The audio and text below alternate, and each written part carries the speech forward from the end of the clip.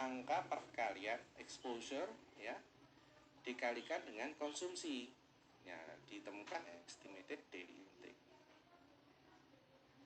Ditemukan untuk orang dewasa 12 sampai 20 nanogram kilogram body weight per day. Sedangkan untuk anak-anak 23 sampai 43. Ya mungkin ini lebih tinggi karena mungkin anak-anak lebih banyak mengkonsumsi jagung untuk asip ya. Makanan asip untuk pendamping itu ya, atau makanan bayi banyak mengandung jagung ya, bisa aja terjadi atau sereal gitu ya. Nah kemudian untuk mengetahui risknya maka dihitungnya namanya MOE, margin of exposure. Kalian bisa cek di kuliah kemarin. Margin of exposure rumusnya adalah reference value BMDL 10 dibagi dengan ADI ya. Kalau dia non genotoksik, maka di sini NOAEL dibagi dengan ADI. Nah, dihitung, setelah dihitung dia ketemu nih 3,5 sampai 12,5. Ini BMDL kan 150 dibagi dengan ADI ini 12 sampai 12 sampai 20 ADI ya. Nanogram. Diketahui 3,5 per kurang 3,5 sampai 12,5. Nah, batas aman level itu MOE itu harus lebih besar dari 10.000. Kalau dia masih sama dengan 10.000, maka dia masih belum aman. Dari perhitungan ini, artinya apa? Artinya ADI itu harus jauh lebih kecil, 10.000 kali gitu ya, daripada BMDL 10. Nah, artinya data ini kesimpulannya adalah MOE kurang dari 10.000 karena ini hanya 3,5 sampai 12,5. Maka dia dimasukkan high level of concern ya. Jadi risk management akan mengeluarkan keputusan bahwa jagung di wilayah ini sementara tidak dikonsumsi baik untuk ternak maupun untuk manusia. Ternak kenapa nggak boleh? Karena ternak hasilnya kan kita juga konsumsi. Seperti susu mengandung aflatoksin kan banyak sekali ya. Karena dikasih makan makanan yang jagung mengandung sudah jamuran. Kan kebanyakan orang berpikir yang tidak bisa dikonsumsi manusia berikan aja ke ternak kan, seperti itu. Yang kedua, heterosiklik amin ya, ini ada di daging hamburger.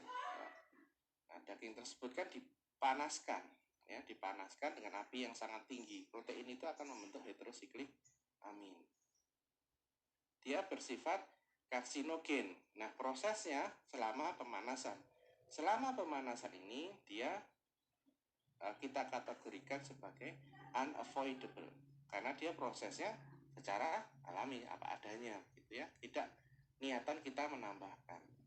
Kemudian karsinogenik berarti dia pakai BMDL 10 nanti angkanya. Nah, setelah diperoleh BMDL 10 sekian ya, ADI intake-nya sekian gitu ya, MOE diperoleh 52.000 sampai 112.000. Ya, MOE-nya lebih dari jauh 10.000, artinya dia not to be concerned ya, nggak perlu dipikirin gitu. Jadi masih aman. Ya memang ada heterosiklik amin, tapi nggak perlu kita pikirkan gitu, karena ini tinggi gitu ya. MOE-nya jauh dari 10.000. Contoh berikutnya metil eugenol ya. Metil eugenol itu memang sudah ada di dalam ini ya, ginger, kemudian star anise itu apa ya, adas ya. Terus kemudian basil leaf ya. Basil leaf ini kan banyak orang mungkin di tempat kita jarang mengkonsumsi ya. Banyaknya ginger. Orang kan banyak makan salad ya, makan garnish yang digunakan untuk atau kondimen digunakan untuk western food ya. Kita banyak menggunakan ginger untuk wedang jahe, untuk masak ya. Orang Jepang suka makan apa namanya? Saya lupa istilahnya. Untuk acar jahe kan ada ya. Kalau makan sushi itu kan ada temennya itu ya. Dia memang ada di bahan tersebut, unavoidable ya. Kemudian dia bersifat genotoksik. Nah, ternyata meskipun jahe itu dikatakan baik, tapi kalau konsumsinya berlebih akan terbukti di sini nih. Ya, PMDL10-nya adalah 15 mg per kilogram berat badan per day. Ya. Jika seseorang mengkonsumsi setiap hari, ya, setiap hari mungkin ada orang tersebut edik untuk minum wedang jahe dan seterusnya, gitu ya, dalam jangka yang lama dia acceptance daily intake-nya kurang lebih 0,19 mg per kilogram per day, dia MOE-nya sekitar 80, ya, sangat rendah sekali ya. Nah, ini bahaya ya, MOE-nya kurang dari 10.000, dia bahaya ini. Ya, konteksnya seperti itu. Tapi kalau orang tersebut misalnya jahe digunakan untuk bumbu, dia diketahui 0,5 sampai 5 mikrogram. Nah, kalau dia bumbunya tiap hari masak pakai jahe, makan mungkin masak dengan basil leaf atau star anise food, ya, ada, kalau nggak salah saya di Indonesia ada, tapi nanti mungkin kalian bisa cek. 3.000 sampai 30.000 berarti aman. Kalau 0,5 mikrogram ini kita konsumsi, 30.000 aman. Jadi di sini dikatakan level ini itu mengartikan bahwa suatu bahaya itu tergantung tingkat konsumsi kita dan cara konsumsi kita. Ya, contoh berikutnya, pewarna makanan E122, azurobin of carmoisin, ya. Dia bersifat avoidable karena dia pewarna makanan sintetik, memang sengaja ditambahkan. Kalau kita pengen aman, gampangannya gitu ya, kita tidak nambahkan nggak apa-apa. Tapi kan karena dagang, kita perlu menarik konsumen, maka kita menambahkan. Mungkin kalau kebanyakan ya mahasiswa PKN dan seterusnya menggunakan pewarna alami, secara bisnis itu terlalu costly ya, terlalu pricey gitu ya. Karena ekstraksi penggunaan pewarna alami itu mahal. Di sisi lain warnanya tidak akan bisa seterang pewarna buatan atau sintetik, ya. Saya mau jual matcha Pak, biar warnanya hijau, saya tambahkan warna daun pandan gitu, itu nggak akan bisa berwarna hijau gitu, hijaunya matcha. Matcha itu kan adalah campuran dari teh hijau kemudian dicampur dengan beberapa ingredients gitu, itu baru disebut matcha. Ini tadi avoidable, kemudian dicek ya tidak menyebabkan mutasi gen, jadi dia non genotoxic. Jadi avoidable kita menggunakan reference value-nya ADI, non genotoxic kita menggunakan NOAEL. Jadi kalian deteksi dulu nih, ini termasuk apa nih? NOAEL ini setara, kalau kalian bayangkan ini sama dengan PMDL, tinggal kita menggunakan dia non genotoxic atau genotoxic. 400 mg per kilogram per berat badan per day. ADI dihitung dari NOAEL dibagi dengan safety factor. Kemarin sudah saya jelaskan kenapa angka 100 ini muncul, ya. Ditemukan 4 mg per kilogram berat badan per day. Estimated daily intake itu maksimum 2,4. Setelah dicek, nah ini sedikit beda ya. Kita di sini tidak menggunakan margin of exposure ya. Kalau PMDL dibagi dengan tadi ya, dibagi dengan ADI itu khusus untuk yang genotoksik. Kalau yang non genotoksik kita bandingkan aja ADI. Kalau masih di bawah ADI, ini berarti masih aman ya, 2,4 mg. Di sini 4 mg masih aman, tidak masalah. Selama konsumsinya dia estimated daily intake itu adalah 2,4 maksimal. Tapi kalau ada anak kecil yang makan mungkin makanan yang berwarna begitu ya, misalnya M&M's itu dari pagi siang sore, nah itu kan juga nggak baik begitu.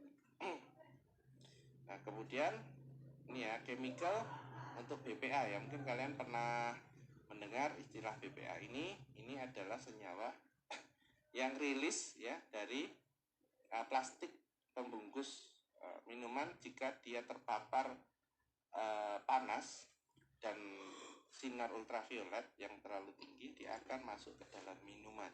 Makanya ditakutkan, makanya kalau di aqua atau di le mineral dan sejenisnya itu mesti ada tulisannya jangan terpapar sinar matahari langsung. Ya, meskipun ada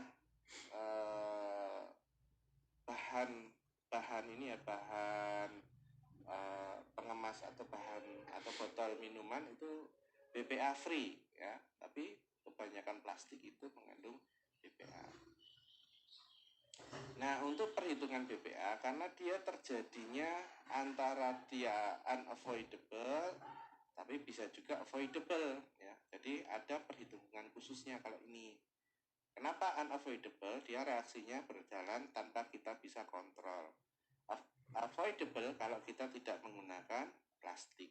Jadi perhitungannya oleh para ahli diberikan perhitungan khusus namanya point of departure ya. Ini setara dengan NOAEL dan BMDR. Ini khusus untuk BPA. Nah, tadi ya, kalau orang pakai plastik gitu ya, kemudian proses terjadi reaksi, dia menggunakan TDI, POD dibagi dengan 150, ini safety factornya sama dengan 4 mikrogram, EDA-nya 0,857 mikrogram sekian. Nah, rekomendasinya harusnya di angka ini.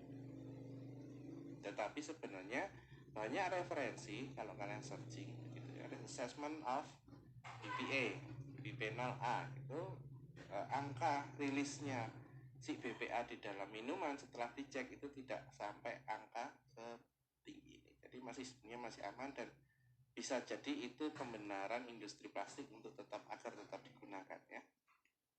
Oke, berikutnya ada DON ya, ini mikotoksin juga, berarti dia menggunakan, karena dia unavoidable, dia menggunakan TDI, tetapi dia secara in vitro dan in vivo tidak ditemukan efek genotoxicity ya. Sehingga dia menggunakan NOAEL sebagai referensi ya, dose ya. Kemudian di sini yang sedikit tricky gitu ya. Secara in vivo dia 0,1 mg per kilogram berat badan per D. Ini menyebabkan penurunan berat badan ya, tapi penurunannya negatif ya. Jangan dipikir ini wah biar saya bisa diet, kemudian saya mengkonsumsi DON. Tidak seperti itu. Tetapi di sini penurunan berat badan ini terjadi kerusakan organ dan lain-lain, tapi dimulainya adalah dengan reduce body weight.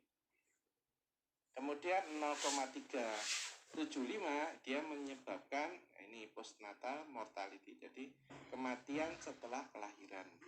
Jadi ada fetus, bayi, ini contohnya kalau nggak salah di rat ya, di tikus ya, tikus besar. Itu menyebabkan setelah setelah kelahiran si bayi tikus tadi mati dan seterusnya. Nah, kita perlu memilih mana yang akan kita gunakan NOAEL-nya ya, apakah yang 0,1 atau 0,375. Caranya kan ngitungnya TDI 0,1 dibagi safety factor atau 0,375 dibagi safety factor. Maka untuk amannya kita memilih yang paling kecil angkanya. Kalau kita memilih 0,375, maka bisa saja seseorang tersebut terkena efek yang reduce weight gain. Ya. Jadi untuk menghindari itu, maka kita pilih yang paling rendah. Maka digunakan 0,1 mikrogram per kilogram berat badan per D. EDA-nya sekian gitu ya. Karena dia tidak genotoksik ya, maka dia hanya perbandingan EDI itu harus di bawah TDI. Sampai di sini apakah ada pertanyaan?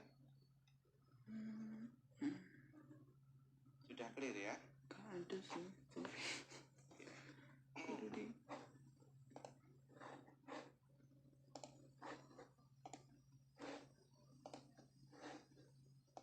Oke, sekarang kita akan mulai latihan perhitungan ya. Kalian bisa mengikuti. Di sini ada data ya dari buah apel yang disemprot pestisida. Namanya salah satu komponennya pestisida itu komponennya tidak hanya satu ya. Itu banyak. Saya mengambil contoh tolifluanid. Itu diketahui tolifluanid itu dari kalau kalian sudah buka ya, dari regulasi ini kalian bisa cari ya. Nah, nanti poinnya karena dia sengaja ditambahkan maka dia termasuk ADI ya.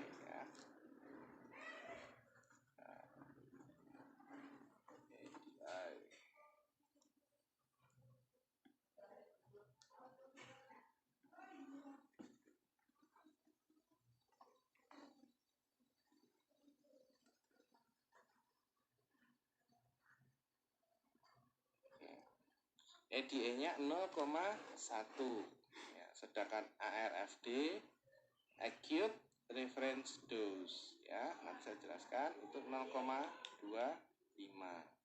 Jadi kalian bisa searching tuh nanti ya menggunakan kata kunci yang tadi saya sampaikan.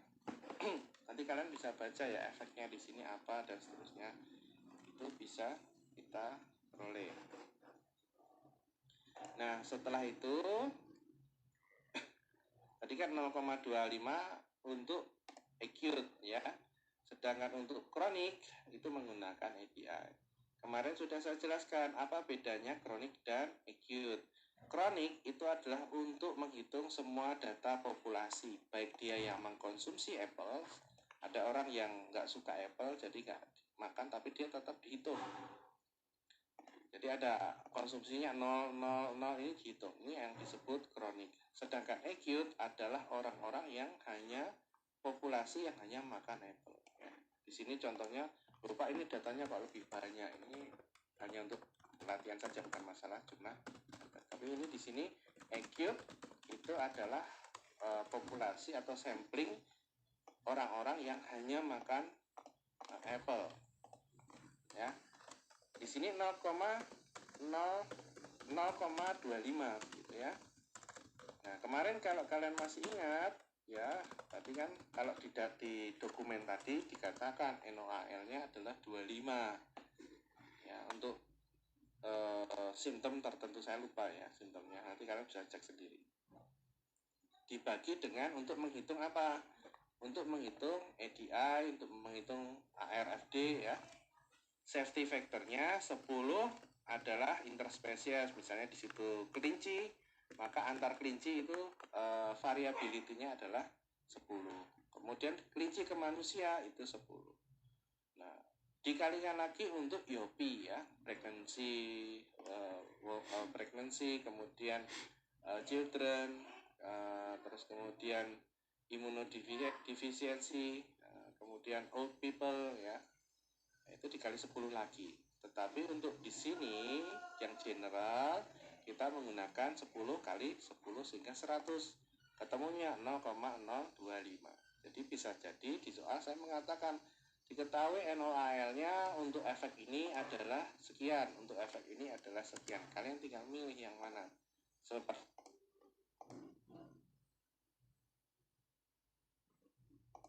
Kemudian maka diketahui untuk adult 0,25, untuk IOP 0,025 ya, ini ya.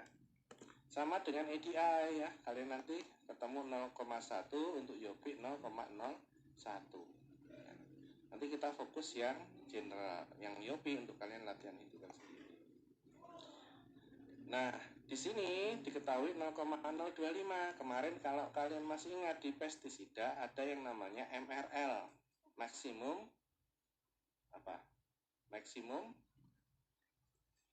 reference level. Maksimum residu level. Apanya? MRL. Nah, kalian bisa klik itu kemarin yang European yang biasa punya tata yang hitam. Nah, meskipun itu hanya di Eropa, di Asia tuh belum terintegrasi ya. Kalau European Commission ini kan gabungan negara-negara yang mereka mengatakan komisi ini membawai beberapa hal ya, termasuk keamanan pangan. Jadi maksimum residu level ini ya, digunakan untuk dagang, untuk bisnis. Maka untuk biar masuk ke suatu negara, dia harus memiliki di negara Europe itu harus maksimum residu level pestisida untuk tolifluanid ya, ini adalah 0,02, jauh di bawah ARFD maupun EDI. EDI kan 0,1, ini 0,02. Ini adalah keputusan atau ini kesepakatan ya untuk maksimum levelnya agar dijual di konsumen di wilayah Eropa itu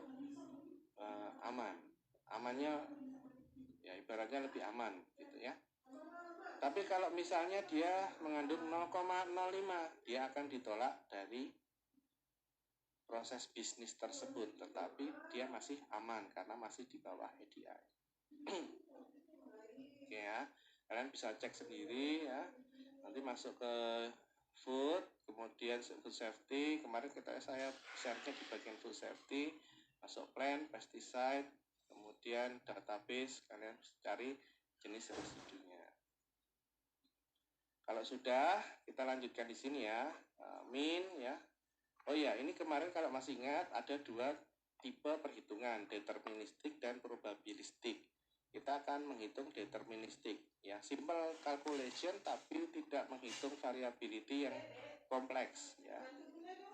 Ini hanya berdasarkan data, jadi kita latihan itu saja, karena yang probability saya pun softwarenya tidak mampu beli ya, karena satu subscription 1 tahun itu 30-an juta, jadi kalau nggak benar-benar punya project susah untuk membeli.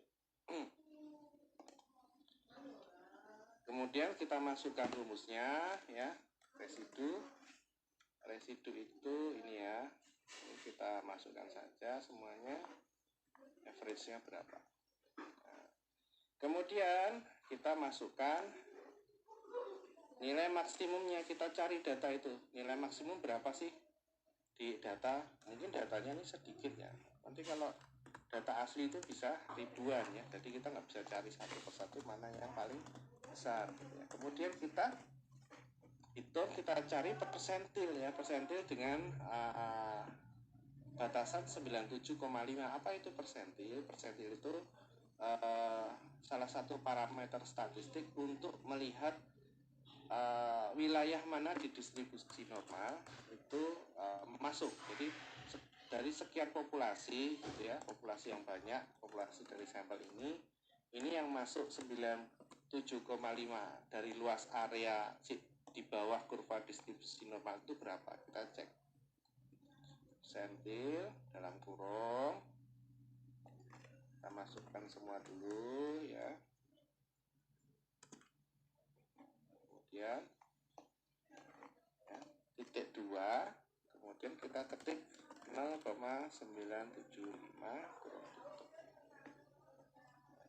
Ini sama ya, sama dengan average.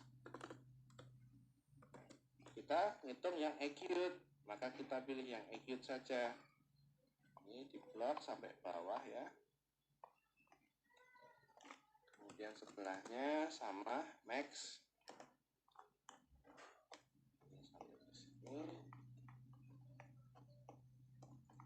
Sama dengan persentil sini sampai bawah. Titik 2, kemudian ketik 0,975.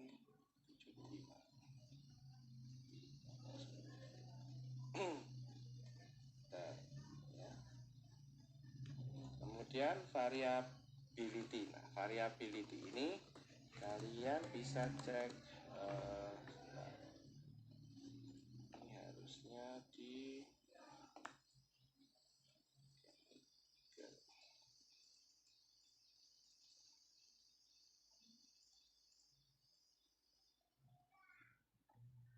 variability rumusnya ya. Nah, variability di sini adalah rasio dari persentil 975. Kalau residu ya residu, kalau ya ini untuk residu dengan min dari residu. Kita bisa hitung ya. Sama dengan persentil dibagi dengan min. Karena ini semuanya variability-nya sama, kita bisa kunci pakai F4. Kemudian kita geser.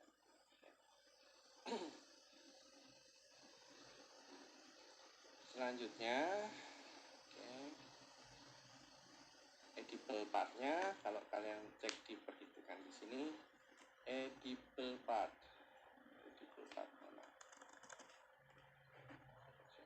Ini ya, edible part-nya food dianggap 1 ya. Kalau kenyataannya apakah selalu 1? Tidak ya. Buah itu kan ada bagian bijinya, ada bagian lain-lain gitu ya. Faktor dari processingnya dianggap 1. Tidak ada food loss ya. Exposure-nya kalian bisa cek di perhitungan tadi ya. Acute AC REVP ya. Maka sama dengan ini dikali dengan Oke. Terus kita tarik aja. Selesai. Nah, karena ini ingat, karena ini adalah avoidable, maka kita cukup membandingkan TDI atau ADI, acceptance atau exposure ya, estimated daily intake atau exposure dengan ARFD ya. Jadi kita bisa bandingkan angka ini gitu. Untuk menghitung risk adalah rumusnya exposure dibagi reference value. Reference value-nya di sini adalah ARFD sama dengan exposure dibagi dengan ARFD. Kita lihat nih, kita bandingkan ya. Oh, ternyata ada yang lebih 1, padahal perbandingan tersebut kalau kalian lihat ya, kalau exposure sama dengan ADI itu sudah need to be concerned atau dia high level concern ya, dia sudah bahaya, danger. Kenapa? Karena sama dengan ADI. Maka dia harus di bawah ADI. Artinya dia harus angkanya 0, sekian. Ya. Kalau exposure semakin tinggi, maka angkanya semakin genap, semakin lebih dari 1. Artinya dia sangat bahaya. Maka kita bisa lihat di sini. Nah, di sini penarikan kesimpulan. Kan sebenarnya risk ini untuk memudahkan kita perbandingan ya, seberapa bahayanya dekat dengan ini ya. Jadi kalau di sini exposure-nya rata-rata orang makan apel itu 0,02 dibagi dengan 0,25 ketemunya 0,1 sekian. Jadi dia tidak perlu concern ya, karena jauh dari RFD. Kemudian untuk yang maksimum, jadi orang kalau pas dapat ya nilai maksimum makan apel yang terkandung residu pestisida sebanyak 5,5 mg ya per kilogram berat badan per kilogram apel ya. Jadi tadi kan ada data 5,5, maka dia bisa saja sakit karena dia lebih dari ARFD. Maka dia yes. Kesimpulannya tidak yes no ya, kalian ceritakan kenapa kok yes, kenapa kok no gitu. Ini bisa dimasukkan maybe yes gitu ya, atau kalian tuliskan yes saja. Kenapa? Karena 0,92 mendekati 1 ya, sudah sangat dekat dengan ADI. Ini perlu concern ini sebenarnya. Persentil ini kalau kalian masih bingung ya, saya coba jelaskan dengan ini mungkin ya.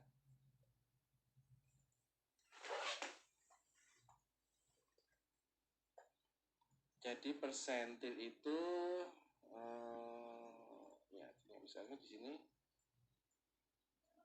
kan distribusi normal itu yang seperti ini ya. Yang dimaksud persentil itu kan adalah luas area di bawah kurva ini. Jadi misalnya 97,5 itu misalnya seperti ini ya. Itu luas areanya adalah ini data yang di bawah ini gitu ya.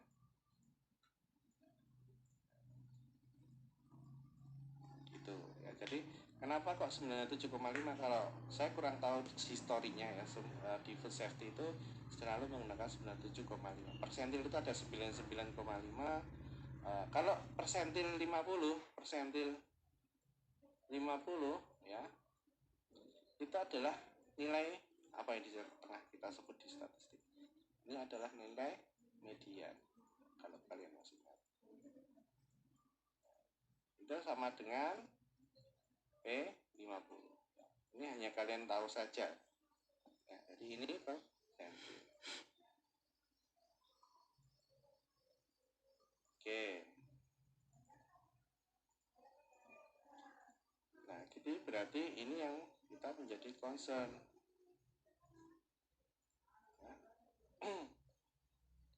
Nah, selanjutnya residu sama ya, prosesnya sama dengan average residunya ya.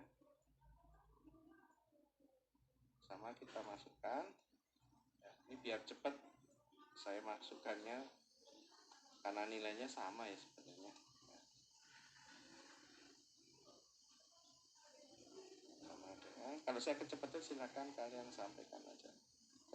Konsumsinya beda baru ya, sama dengan average. Nah, ini yang untuk kronik ya.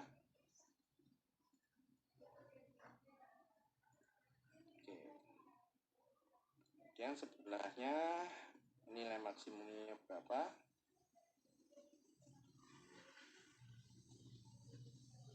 Kemudian selanjutnya persentil.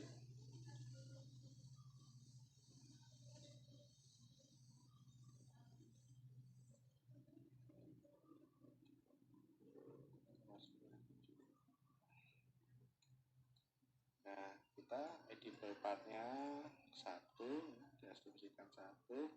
Exposure-nya kalian tinggal buka rumus di sini. Ya, C kali R kali E. Konsentrasi kali konsumsi dikali konsentrasi atau residu levelnya dikali vektor edible, jadi tinggal dikali aja. Sama dengan residu.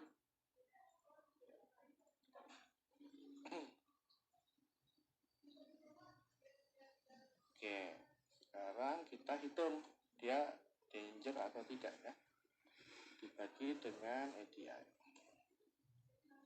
Semakin dekat dengan ADI pasti dia nilainya 1. Berarti 0,07 untuk orang secara populasi secara umum nggak masalah. 0,6 atau 0,7 nggak masalah. Kalau 0,99 nah itu sudah need to be concern ya. Oke, seperti ini. Sampai di sini ada pertanyaan?